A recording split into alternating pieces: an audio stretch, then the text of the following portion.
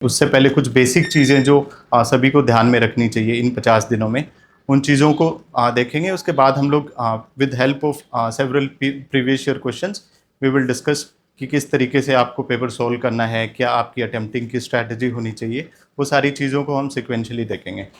With that will start. Okay,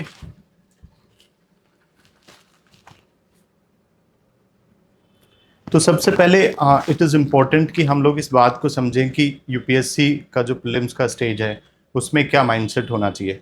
her stage का इस examination cycle में, जो कि प्रीलिम्स, मेंस और इंटरव्यू है, उसमें एक अलग माइंडसेट चाहिए होता है।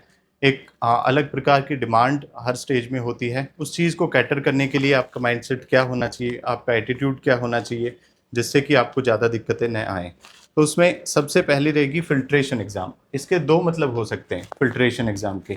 वन, कि ये स्टेज अपने आप में, we are talking it with respect to prelims, तो ये स्टेज अपने आप में फिल्ट्रेशन का स्टेज है, क्योंकि हम देखते हैं अमूमन अराउंड 10 लाख के अराउंड बच्चे इस एग्जामिनेशन को देते हैं।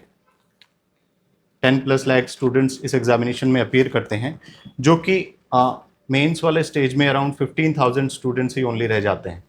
तो ये जो स्टेज है प्रीलिम्स वाला, ये एक मेजर फिल्टर है जहाँ पे मैक्सिमम ऑफ द स्टूडेंट्स को फिल्टर किया जाता है। तो एक तो मतलब इसका ये हो गया कि ये फिल्ट्रेशन का स्टेज है। दूसरा, आपके लिए इसका क्या मतलब हो सकता है, उस चीज़ को भी हम थोड़ा सा समझेंगे। जनरली क्या होता है, अपने सराउंडिंग में इतनी सारी रिसोर्सेज होते हैं, इतने सारी गाइडेंस होती है, तो उन चीज़ों में कहीं ना कहीं हम लोग लॉस्ट हो जाते हैं, और लास्ट तक आते आते वो चीज़ें इतनी बल्कि हम लोगों के लिए हो जाती है कि अपने लिए डिफ़िकल्ट हो जाता है उन चीज़ों को कंसोलिडेट करना और उन चीज़ों को इफेक्टिवली एग्जामिनेशन पर्सपेक्टिव से यूज़ करना। तो इट इज़ इम्पॉर्टेंट कि आप भी इस स्टेज को एक फिल्ट्रेशन स्टेज की तरह देखें। आप देखें कि किस तरीके से आप अपना जो मटेरियल है, अपनी जो गाइडेंस है और अपने जो रिसोर्सेज है, उनको किस तरीके से फिल्टर करें कि वो आपके लिए मैक्सिमम यूसेज के हो सकें। ठीक है। दूसरा रहेगा नॉट अबाउट नोइंग एवरीथिंग। ये जो फिल्म्स का स्टेज है, जनरली हम लोग एक परसेप्शन रहता है कि यार बहुत सारी चीज़ें पढ़ लेंगे, सारी चीज़ें रिवाइज कर लेंगे, तो हम लोग इस स्टेज को एज कर सकते हैं। लेकिन दिस इज़ नॉट हेयर, क्योंकि प्रीलिम्स का जो स्टेज है it is basically about logical thinking.